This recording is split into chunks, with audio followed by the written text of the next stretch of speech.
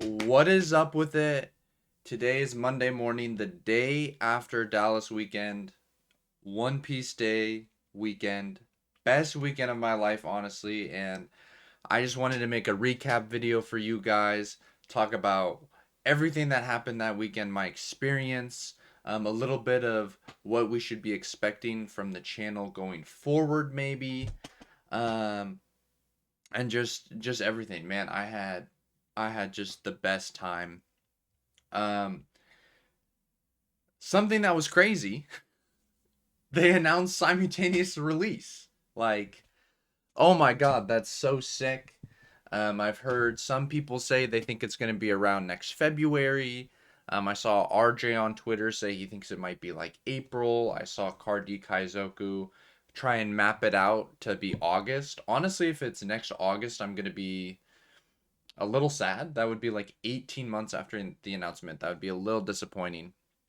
But this is so hype. Honestly, this is gonna be like crazy. I'm gonna keep it a buck with you guys. I think the disparity between those who are in and those who are out is gonna be even bigger with simultaneous release.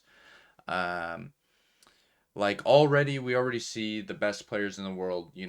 Cross, Jackson, Jonas, Impact, all of them. There's too many to name, but they all already do very, very well, very, very consistently. But One Piece is a game with not a huge deck building advantage, to be honest. Because we get to see the East figure out like 90% of the format before we even get it. There's only so much you can really do with that last 10%. Um, Whereas if we live in a world where like, hey, these six new structure decks just released, and it's gonna be a smaller pool of players who know like, oh, these six structure decks just released. Doflamingo is the broken one. By the time we get it, everyone knows. But if the structure decks release and there's an event that weekend or the next weekend, um, the people who are in are gonna have an even greater advantage. So honestly, I think we're gonna see even crazier results from the best players, and I'm really excited. I think everyone's excited. This is phenomenal. This is so awesome. I can't wait. Um, the next thing would be the situation with how people actually feel about Dallas. So I had a phenomenal time. I had a really, really phenomenal time, obviously. But all I did was compete the whole weekend. I was already registered. Um, I got there the day before to pre-reg. I just showed up on time for the events and I played. And I never win X3 drop. Like I have in the past. Don't get me wrong, it easily could have happened to me. No cap, it could have happened to me. Um, but so I just play. I was in the main events and then I went to go get dinner. That's all I did, literally the entire time. I didn't have any side events. I didn't have to wait in any lines. None of that. But I know all of these were really big problems. I've seen a lot of people complain, and I get where they're coming from. Right, like a lot of lack of information. Not like a really a rest area where you can just like sit and chill. Like all the tables, all the chairs, all of that were only in the play area. So only in the tournament zone and only in the side event zone. And you couldn't access those areas without a badge and proving that you're supposed to be in those areas. Everything sold out immediately. There was like hellish lines everywhere all the time. Um, I know a huge part of this is just like lack of resources. Like I could tell. I know at least one judge. I know.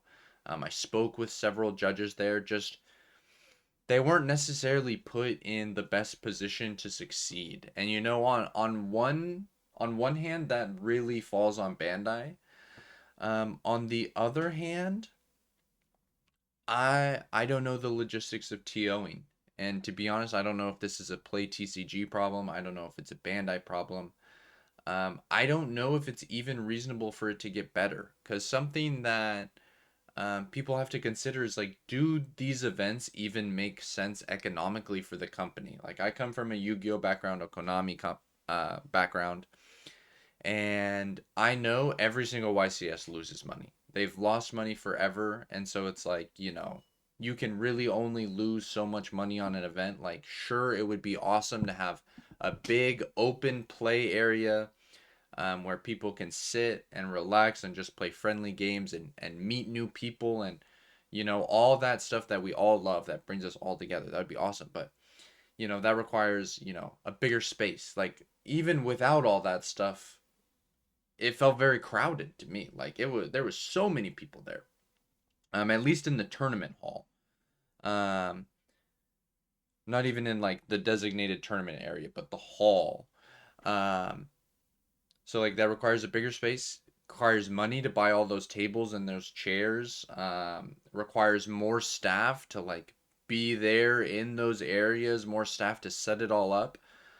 So I don't know if that's something that's realistically um, capable of being fixed, just to be completely honest.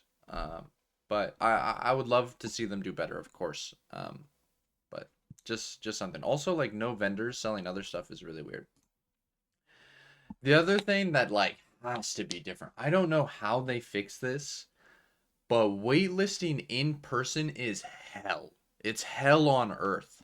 I know, several people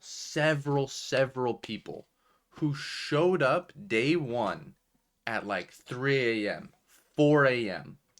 for the wait list. And they did not get in because the wait list moved, three times. And like basically what happens is like we form a line, they move us, and each time you're racing, you're running. And there are people who got there at 3 a.m. waiting who didn't get in, and people who got there at like 8 a.m. who did get in. And that just feels, awful. There was allegedly something going on where someone got a QR code to sign up for the wait list and they were passing it around. I don't know anything about that, but something I heard about. Um, so I don't know how you fix it, man, but it was not nice weather. There was a literal storm warning. People got there at 3 a.m. on Saturday and were just standing outside in the middle of a literal storm warning. And then they didn't even get in. So I really feel for those people. Honestly, I don't think I could ever in person waitlist. Like, I really, really, really, really want to go to Pasadena, but I'm not in, and I'm not gonna go and waitlist in. So that's like, I don't know. I don't know how to fix it, honestly, but it sucks to see this sort of thing happen. Honestly, I feel for everyone. And then the main thing is I won, baby. Let's go. Yo, let's go. First championship, yo. First championship. Let's go, baby. Let's go. I won Pod B day one, and I got fourth place in Pod B day two. Um, the only first and fourth place in the entire building. I was in Pod B both days. A lot of people going into the event were saying Pod B was the pod of death. You have Jonas, Impact, a bunch of really, really phenomenal players all signed up for Pod B. Um, but there's only one winner, right? And I was able to squeak it out. Playing best deck Doflamingo, already a deck profile I'm sure you guys have all seen. Literally the best day of my life. Like, I've put in so much work over the years, um, to win, man. Seriously, like, I attended Yu-Gi-Oh Premier events, YCSs as they're called, for a couple years. I think I went to like six, and every single one I bubbled out. Right, if there's a top 16 top cut, I'm like 17th, and I was never able to actually top. And just getting my first top eight in that treasure cup, a couple months ago, that was awesome. That was surreal. But actually being able to achieve my lifelong dream of winning a premier event was like, and on stream too, like, man, it was so incredible. it actually just meant the world to me. Thank you everyone who supported me. At Orlando, I counted how many people came up to me that I didn't know who said what up. That they love the channel or they're a fan or whatever, and it was 17 people, and to me that was crazy. It was like, holy shit, I can't believe 17 people um, came up to me. And I was giving out these stickers in Dallas, and I wasn't able to give a sticker to everyone. Not everyone necessarily told me they wanted a sticker. I was trying to offer them if I thought of it, but compared to Orlando, 10 times the amount of people came up to me, and that was crazy. Like literally 10 times the amount of people. That was really that was amazing. Thank you everyone. I just got so much support, so much love. It was incredible, and I really appreciate all that. It means the world to me. Sorry if next time we meet I don't remember your name. I normally try to be really good about that stuff, but like actually like 100, 200 people meeting all in one weekend is like, it was really tough, man. There were people I met at one part of the day, and then later that day I didn't know their name anymore because there's just so many people. It's like information overload. But thank you, seriously. The support means so much. And then let's go over how the days went. All right, so day one, Shanks round one. I win that one pretty convincingly, I'd say. Round two, it's the mirror. I want to say I win that one also pretty convincingly. Round three and four, I played the mirrors again, and those ones were not quite as easy. I forget if it was round three or round four. I actually played Richard. He got third at the first Nats, so the first ever bubble worlds competitor. Just like we sent two people to Nats, and he was or two people to worlds that first year, and he was third. Man, I wouldn't survive if that happened to me, man. I would, oh my goodness, I'd be so heartbroken. Um but he great guy. I do want to say first and foremost, every single person I played was incredible. I had not a single bad experience. Everyone was awesome, great communication, great sportsmanship. I did not have a single bad experience. I had phenomenal experiences with all 18 players I played. So that was awesome. Um, and then round five, I played versus Philip Vu. I got, a little lucky in this one. I'm not gonna lie. Philip, phenomenal player. He made a misplay, and I won because of it. And something I always say about tournament runs is there's a lot of things that go into it, right? You have to play really well. You have to be one of the best players in the room. Your opponents have to make mistakes, and you also have to be the luckiest person in the room that day. Cause I believe I'm a good player. There was a lot of other great players in that pod. Philip Vu, Impact, Vampire, Min's boyfriend, Jonas, etc., etc., etc. There's a lot of really great players, better players than me. Honest to goodness. Um, and it doesn't even matter if you're the best player in the room. It has to be your day. In a 9-10 round tournament, you're supposed to win one game. You're supposed to lose one game to variance, and if you don't lose one game to variance, you just were the luckiest person. And you know, thankfully, I was the luckiest person on day one. Um, but round six, I played versus Lucci. This was a team kill. Shoutouts to Bada. Um, Again, I win this one because of a minor misplay. Um, so I'm just, I'm skating by, right? Like, um, it's going great. Round seven, I play versus Impact. Me and Impact told each other before this round, like, after round six, like, hey man, we're both 6-0. There's not many of us left. Like, let's dodge each other till round nine. Let's dodge each other till round nine, and then sure enough, parents go up. I look, and it's Impact. Just like, man, really wanted to wait till the finals for this. But I definitely got lucky. Impact had a chance to win. He was able to dig 15 cards for Femur. I finished my last turn with triple Boa on board, and he's forced to go for game. And I'm basically just in a position where I've a read that he doesn't have femur. Um, I know Impact is a player who will like happily bottom deck it, and he wasn't playing in a way that made me think he really had femur. And also, I didn't really have any other better plays, so I just kind of accepted like if he has femur, I lose. If he doesn't have femur, then I'm good. Um, he technically was able to dig 15 cards deep for femur with Perona Sengoku Sengoku, but by if he found it in the 15 instead of the 10, I would have had enough counter because he would have one less Dawn. Um, or actually, based on the way it played, because he actually like bounced his own Sengoku, it would be a lot less than one less Dawn. But like if he found it in the top 10, I lost on the spot. So I got lucky. I dodged the femur. We take those. And then round 8, I played versus Vampire on stream. I will be reviewing this for the channel. This was a really funny game. I saw my opening hand and I thought, man, I'm kind of cooked. No Jinbei, no Perona, no Sengoku, no Teach. I was like, man, this hand is so slow. It's so bad. And then just every turn I drew Boa and I played all 4 Boas. And like, there's a point in the game where I have 4 6K bodies and he plays a 7 drop Newgate that has nothing to pop. So shout outs to Vampire. It was his birthday.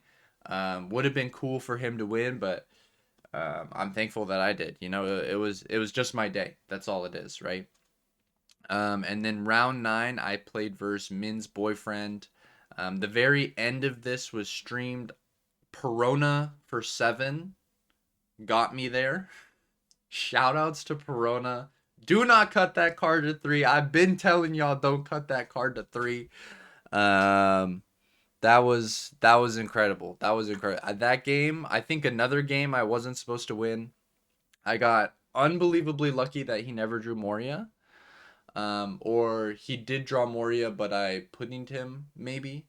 So I got unbelievably lucky that he wasn't ever able to put a Moria on board, and I got a little lucky that I think there's probably few different things he could have done differently. I'm sure. Um, but you know that went awesome. And then day 2, I was kind of feeling a lot of pressure. Day 2 was really weird for me because I had like 50 people, 100 people, I don't even know, come up to me and be like, "You got to go back to back. You got to go back to back." And you know, I didn't sleep at all the night before. I went to sleep at like 5 a.m., woke up at like 8. Um, and I was like, you know, it was a lot of pressure. I wasn't expecting anything. To me, it was all gravy. I was just going, I just wanted to have fun. And I had a lot of fun. I think that was the loosest I've ever been. I was just out there having fun. I had some really awkward experiences where, you know, I'm a pretty chatty guy at the table. Um, and I would have like my opponent ask me, you know, as we're just chit chatting, small talk, whatever, ask me about how, you know, if I played the day before and how I did.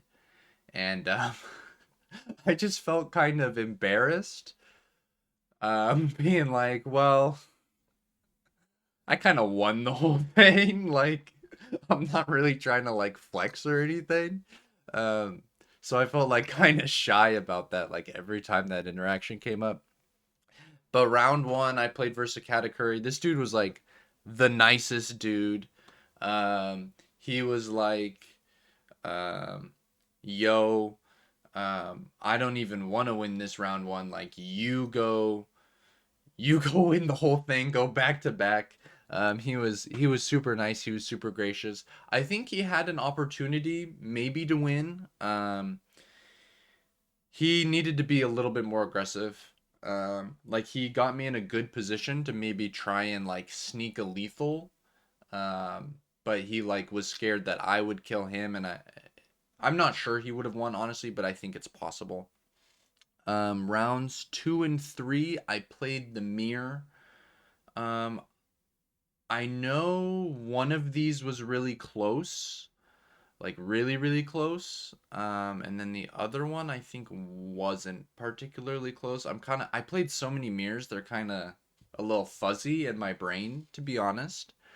Round 4, I played Versanel, and I won in like 8 minutes. It was crazy. Like I just like body, body, body, swing, swing, swing, pudding, swing, swing, swing. He doesn't find like a Yamato off the pudding, and he just like dies. Um, round 5, 6, and 7, I played versus BYs.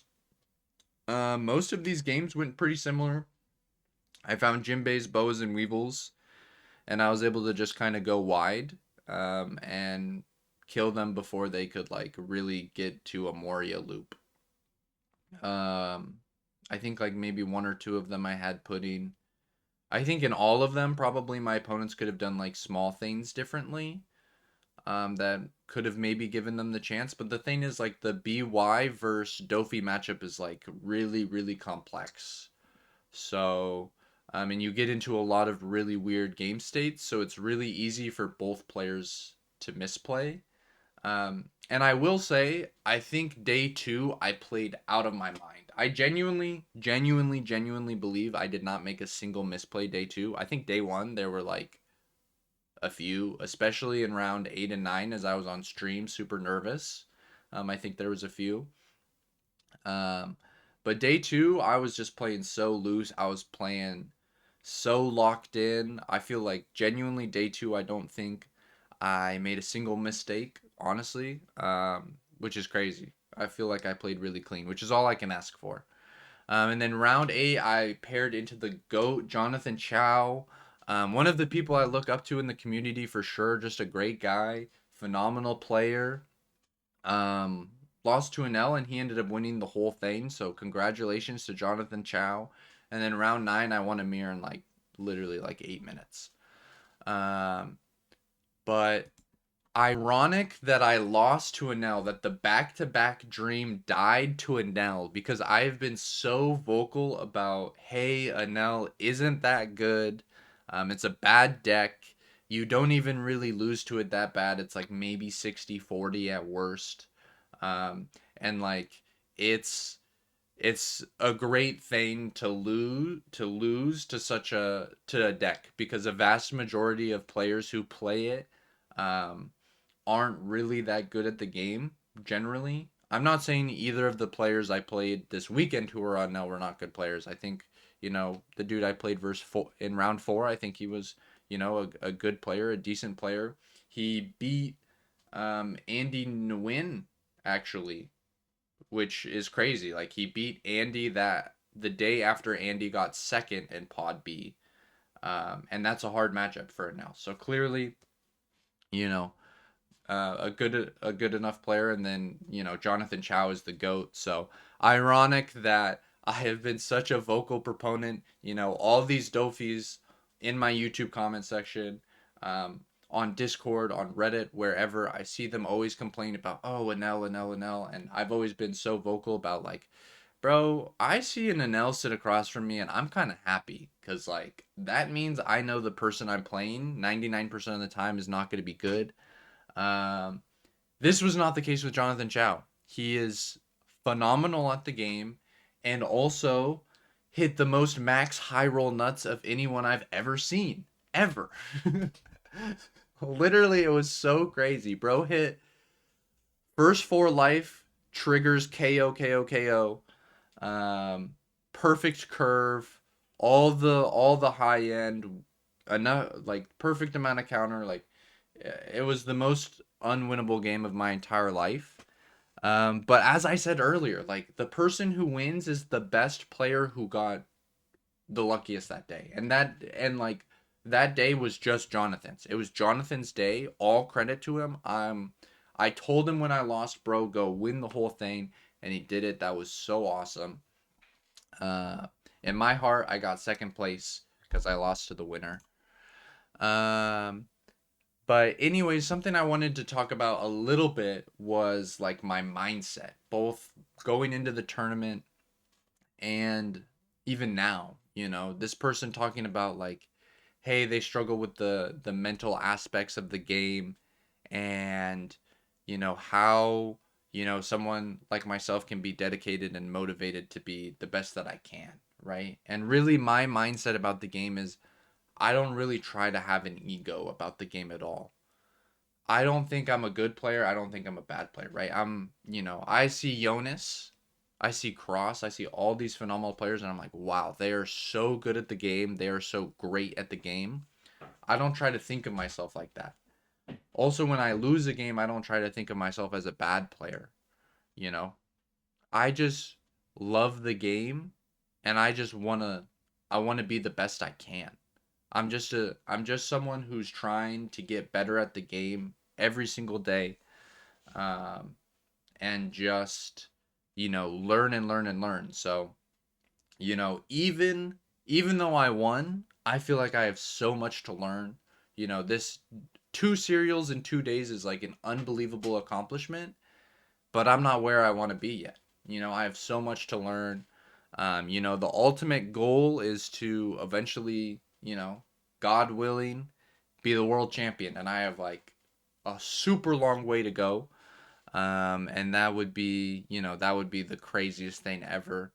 Um, I've got a long way to go, and I'm still trying to learn. I'm still trying to get there. Which brings me kind of to the future of the channel. An idea I've kind of had is I kind of want to maybe start like a membership, like YouTube members, kind of like Twitch subs. I kind of want to have a goal, and I sent this to Jonas. I don't even know if he's cool with it yet. So this is like not something that necessarily will happen. I haven't heard back from him. Because to be fair, I literally sent it to him like right before I started recording this. Um, but I think it would be really cool to have a membership goal where when we hit, X number of members, I purchase Jonas's Ultimate Glazer package, $1,000 a month for weekly sessions with Jonas, and then I post them every single week. Me and him have our session, and then I post them for free for everyone. Because again, I still have so much to learn. I think it would be, incredible for me. I think it would be great for you guys. Um, so I don't know if that sort of thing will happen. I don't know what sort of other things we could maybe see with memberships for the channel. If you guys have any ideas, I'd love to hear about them. I'm also currently fielding offers for membership or for sponsorships. So if anyone's looking to sponsor me, I am hearing out everyone. I've got a couple um, people who have already reached out to me that they're maybe potentially interested in sponsoring me. Um, so yeah, I'm really excited about the channel. I still want to keep giving you guys great content. It means so much to me. Um, Anytime anyone comes up to me and tells me like, "Yo, man, like your content has like really, really helped me." Like Shecky, shout outs to Shecky. Shecky came up to me, and Shecky's a great player. Shecky is a great player, and he told me every time he plays the game, he hears me in his head. He thinks about like, what would I be thinking about? What would I be saying? And like, man, that really touched me. Honestly, that was so incredible to hear that I can have like that sort of impact. That they think my analytical way of approaching the game and the game states that they try to feel that in their brain. Like, man, that means everything. Honestly, that means everything. So shout outs to Shecky, shout outs to everyone who came up and gave me kind words. There's too many to even begin to shout out everyone. But seriously, shout outs to a fuck ton of people. The main people I really want to shout out are my girlfriend Abby, the absolute goat. Literally the best thing in my life. I have a life full of a lot of incredible blessings, but Abby is the number one. There's no doubt about that. And shout outs to Norbu for traveling with us, the GOAT. It was just the three of us going on this trip together. There were a ton of people from the local area that I saw that I said what up to, that congratulated me, that was cheering for me. Shout outs to all of them. I can't list out all of them, but you guys know who you are. Shout outs to the Zulus crew. Um, and then shout outs to Impact. Honestly, shout outs to Impact and John. The two people who have most helped me on my Doflamingo journey for sure. John getting, I think, two X2s. He went X2 both days, for like 18th place. And then Impact getting a serial day one. And to be honest, I have no idea how he did day two, just to keep it a buck. But shout outs to Impact, honestly. They've helped me so much to grow in the game, to learn. Shout outs to Crosscord too. Crosscord always pushing me, just seeing that huge brain conglomerate of all these phenomenal players discussing the game, having fun. Vush always BMing me, telling me that I'm trash. Just helping to push me. Cross for just being like just an upstanding dude, huge figure in the community that I respect so much. And everyone else in Crosscord, whether it's, I can't name them all. You guys know who you are. Means a ton to me. Shout outs to all of them. And yeah, I think that's everything I wanted to talk about. There's probably some stuff I'm forgetting, but man, this was an incredible weekend. If you sat here and listened to me yap about this for 31 minutes, thank you so much. It means a lot to me. This was crazy, yo. This was crazy. But thank you all so much for watching and have a great rest of your day.